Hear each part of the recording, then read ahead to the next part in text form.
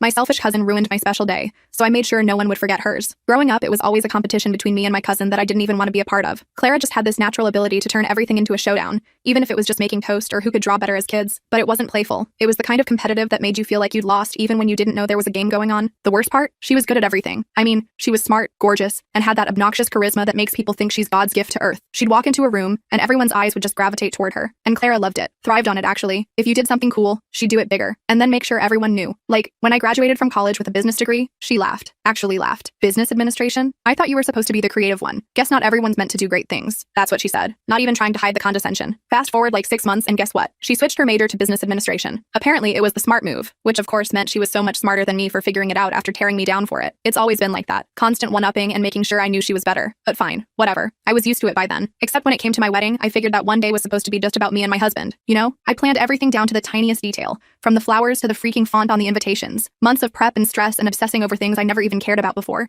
Just trying to make it special. And then, during the reception, right when I'm standing there giving my speech, thanking everyone for being there, she just hijacked it. Out of nowhere, she stands up, glass in hand, and shouts, "I have an announcement," like she couldn't even wait until the speeches were done or something. Turns out she'd just gotten engaged, literally the day before, but she chose to announce it then, at my wedding, in front of everyone. And of course, everyone's clapping and cheering and flocking over to her, congratulating her like she's the queen of the night. The photographer I paid for is over there taking pictures of her with her fiancé while I'm just left standing there, speech half finished, like an idiot. I couldn't even enjoy the rest of the night. Every time I looked around, someone was fawning over her stupid ring or asking about her wedding plans. What should have been the happiest day of my life ended with me crying in the bathroom with mascara running down my face. And Clara? She acted like she had no clue why I was upset. "I thought you'd be happy for me," she said later, with those fake wide eyes like she was the victim. Of course, she couldn't understand why I'd be pissed. Why would she? In her mind, the world's always been her stage. But fine. If she wanted to steal my moment, I figured I'd return the favor. I'm not proud of it, but honestly, I don't feel bad either. It's like after years of her stepping all over me, something just snapped. She wouldn't shut up about her wedding plans for months. Every phone call was some new detail about her venue or her dress or her guest list. So I paid attention, listened to every little thing she rambled about and made sure to keep track of it all. The thing is, Clara's wedding was supposed to be this classy, private garden ceremony. Real fancy, with delicate floral arrangements and perfectly curated music. All aesthetic and dreamy and Pinterest perfect. So I made sure it wasn't. I may have spread a few rumors, posted some accidental invites online, you know,